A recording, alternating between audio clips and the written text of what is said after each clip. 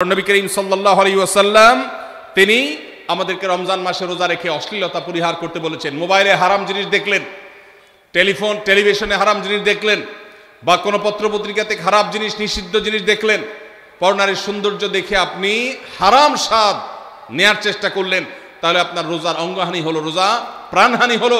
এই রোজা নয়। এই জন্য এটাকে রমজান মাসে পরিহার করতে হবে, অন্য সময় তো বটেই। এবং সেই সাথে কেউ যদি আপনার সাথে ঝগড়া করতে আসে, নবীজি শিখাই দিয়েছেন ফালিয়াকুল ইন্নী সায়েম, কেউ রোজা রাখা অবস্থায় ঝগড়া করতে আসলে বলবেন, ভাই আমি রোজাদার, আমি তোমার ঝগড়ার জবাব দিতে পারবো না। আল্লাহ রাব্বুল আলামিন রোজার মতো ইবাদত দিয়েছেন আমাদেরকে জীবনে ব্রেক দেওয়ার অভ্যাস গড়ে তোলার জন্য। আমরা যেন ব্রেক দিতে শিখি, আমরা যেন থামতে শিখি, আমরা যেন নিজেদেরকে নিয়ন্ত্রণ করতে শিখি। ইসলামের যে বৈশিষ্ট্য, ইসলামের যে বিউটি, ইসলামের যে সৌন্দর্য, সেটা হলো ইসলাম পৃথিবীর মানুষকে আত্মনিয়ন্ত্রণ করবার কথা বলে। আজ ভোগবাদী পৃথিবীর যেদিকে তাকাবেন, চতুর্দিকে দেখতে পাবেন শুধু ভোগের হাতছানি। দুনিয়াটা মস্ত বড়, খাও দাও আর ফুর্তি করো, শুধুমাত্র ফুর্তি এবং ফুর্তি, ভোগ এবং ভোগ এবং ভোগ। গোটা পৃথিবী আপনাকে ভোগের কথা বলবে, ত্যাগের কথা বলবে না। ইসলাম আপনাকে ত্যাগের কথা বলে। আপনি ঈদ উদযাপন করবেন, ঈদ উল ফিতর, সেখানে পর্যন্ত ইসলাম বলে আগে গরিবের বাসায় ফিতরা পৌঁছাবে, তারপর তুমি ঈদগাহে যাবে, ঈদের আনন্দ করবে। আপনি কোরবানির ঈদে পশু জবাই করে গোশত খাবেন, উৎসব করবেন। ইসলাম বলে ভালো কথা, তুমি উৎসব করবে, তোমাকে উৎসব করতেই দেওয়া হয়েছে, কিন্তু আগে গরিবের বাসায়ও গোশত পাঠাবে ঈদের, সেটা নিশ্চিত করবে, তার পাশাপাশি তুমি ঈদ উদযাপন করবে।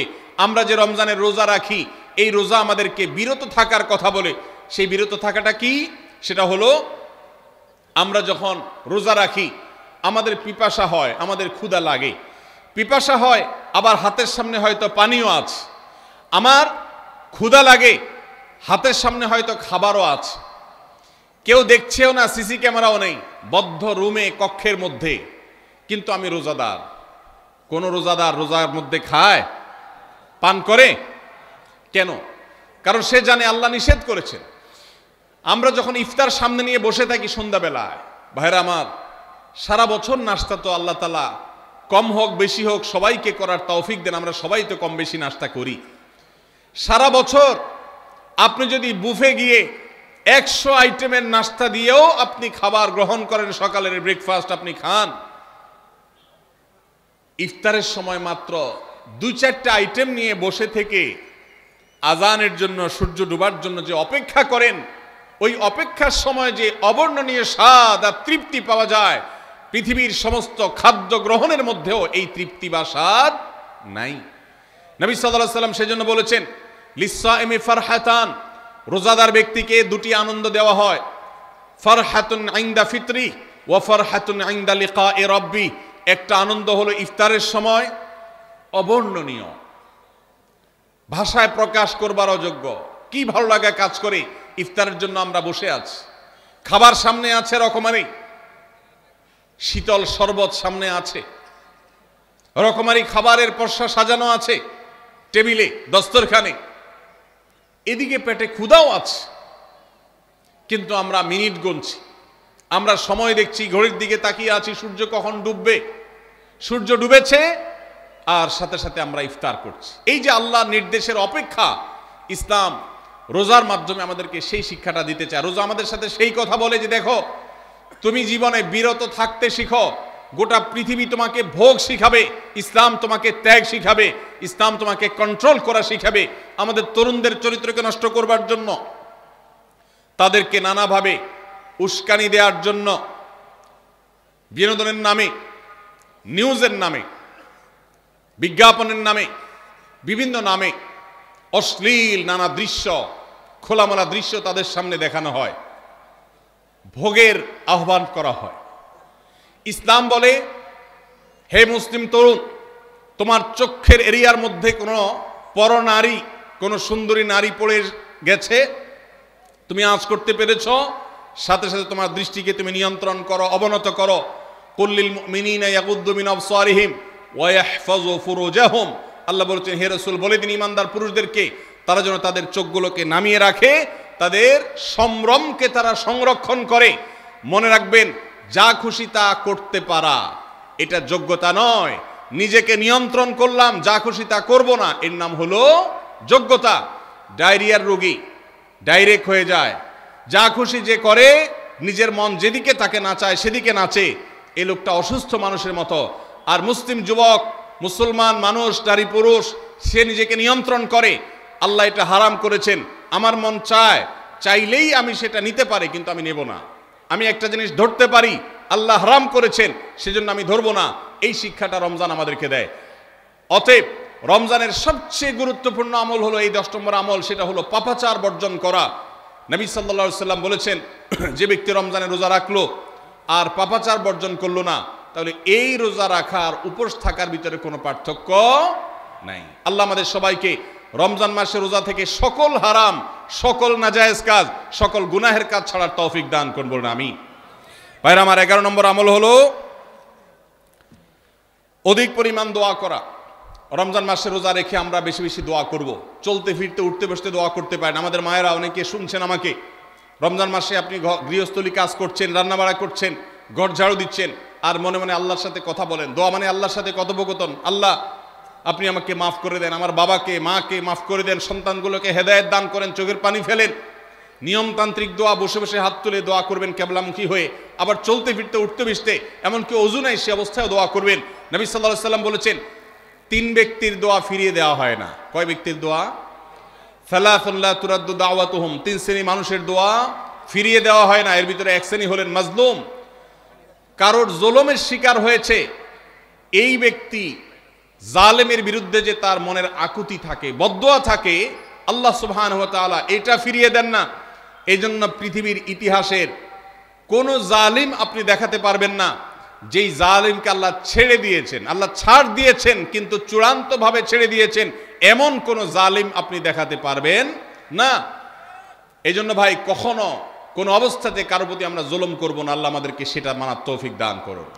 তাহলে 3 ব্যক্তির দোয়া কবুল হয়, ফেরত দেওয়া হয় না। তার ভিতরে একজন হলো মাজলুম, যার প্রতি আপনি জুলুম করেছেন, সে আপনার বিরুদ্ধে যে বদদোয়া করে, এটা লাগবেই লাগবে, আজ হোক আর 2 দিন পরে হোক। নাম্বার 2, মুসাফির, যে ব্যক্তি সফরে আছে, সফররত অবস্থায় সে যদি দোয়া করে, সে দোয়া আল্লাহ তাআলা কবুল করেন। 3 নম্বর হলে রোজাদার ব্যক্তি, আস-সাইম হাত্তা ইফতির, রোজাদার ব্যক্তি সারাদিন ভর রোজা করলে, ইফতার রাগ পর্যন্ত, সারাদিন দোয়া করলে ইফতার রাগ পর্যন্ত তার দোয়া কবুল হয়। এই জন্য রোজা রেখে আমরা বেশি বেশি আল্লাহর কাছে দোয়া করবো ইনশাআল্লাহ। চলতে ফিরতে উঠতে বসতে মনে মনে আল্লাহর সাথে কথা বললেন, চাওয়া তাওয়াকে পেশ করলেন, বাস এইটাই হলো দোয়া। এটা হলো আমাদের রমজান মাসের 11 নম্বর আমল, বেশি বেশি দোয়া করা। 12 নম্বর আমল হলো মিথ্যা এবং কাজ পরিহার করা। রমজানের সকল পাপাচার তো পরিহার করবই, বিশেষভাবে মিথ্যা কথা, মিথ্যা কাজ পরিহার করা। কারণ নবীজি সাল্লাল্লাহু আলাইহি ওয়াসাল্লাম এর জন্য আলাদা নির্দেশ করেছেন। তিনি বলেছেন, মাল্লাম ইয়াদা কাওলা যুরি ওয়াল আমালা বিহি ফালাইসা লিল্লাহি হাজা আন ইয়াদা তাআমাহু ওয়া শারাবা। যে ব্যক্তি রমজানে রোজা রেখে মিথ্যা কথা, মিথ্যা কাজ ছাড়লো না, তার উপোস থাকায় আল্লাহর কোনো ঠেকা পড়ে নাই। 13 নম্বর আমল হলো অশ্লীলতা এবং বিবাদ, বিতণ্ডা, ঝগড়া, এগুলো পরিহার করা। কারণ নবী করিম সাল্লাল্লাহু আলাইহি ওয়াসাল্লাম তিনি আমাদেরকে রমজান মাসে রোজা রেখে অশ্লীলতা পরিহার করতে বলেছেন। মোবাইলে হারাম জিনিস দেখলেন, টেলিভিশনে হারাম জিনিস দেখলেন, বা কোনো পত্রপত্রিকাতে খারাপ জিনিস, নিষিদ্ধ জিনিস দেখলেন, পরনারীর সৌন্দর্য দেখে আপনি হারাম স্বাদ নেয়ার চেষ্টা করলেন, তাহলে আপনার রোজার অঙ্গহানি হলো, রোজা প্রাণহানি হলো। এই রোজা রোজা নয়। এই জন্য এটাকে রমজান মাসে পরিহার করতে হবে, অন্য সময় তো বটেই।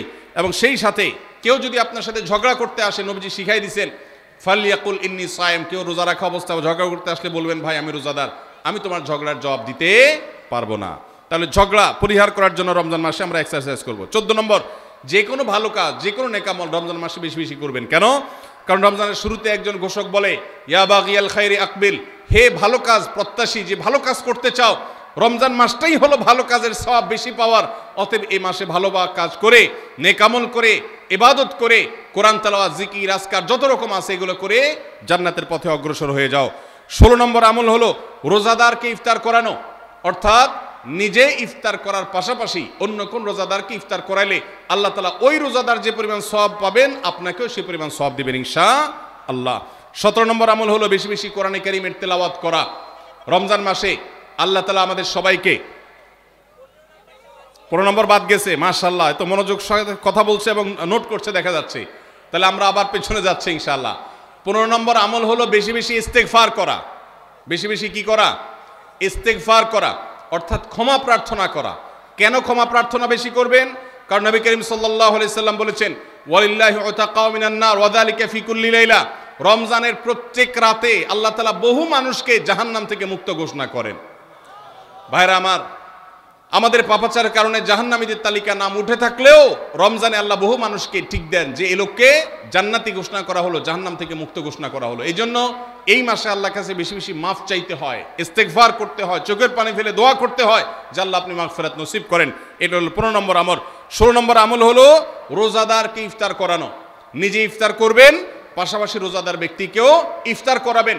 নবী সাল্লাল্লাহু আলাইহি সাল্লাম বলেছেন, যদি কোনো ব্যক্তি কোনো রোজাদারকে ইফতার করায়, তাহলে যেই ব্যক্তি তাকে ইফতার করানেন তার রোজার সওয়াব তো সে পাবেই, আপনি ইফতার করায়া সমপরিমাণ সওয়াব লাভ করবেন ইনশাআল্লাহ। অতএব মসজিদে ইফতার দেওয়ার ব্যবস্থা করা যেতে পারে, রাস্তাঘাটে, বিশেষ করে পাবলিক পরিবহনে, এমনকি প্রাইভেট গাড়িতেও সন্ধ্যার সময়, ইফতারের সময় অনেক সময় খাবার থাকে না, তখন আপনি রাস্তায় দাঁড়িয়ে যদি সামান্য একটু খেজুর, সামান্য একটু পানি বিতরণ করতে পারেন, তাইলে সওয়াবটা পাওয়া যেতে পারে। আপনার বাসায় আশেপাশে অনেক অভাবী মানুষ আছে, তাদের বাসায় আপনি ইফতার পৌঁছে দিতে পারেন। এর মাধ্যমে রোজাদারকে ইফতার করানোর সওয়াব পেতে পারেন। 17 নম্বর আমল হলো বেশি বেশি কোরআনে কারীমের তেলাওয়াত করা।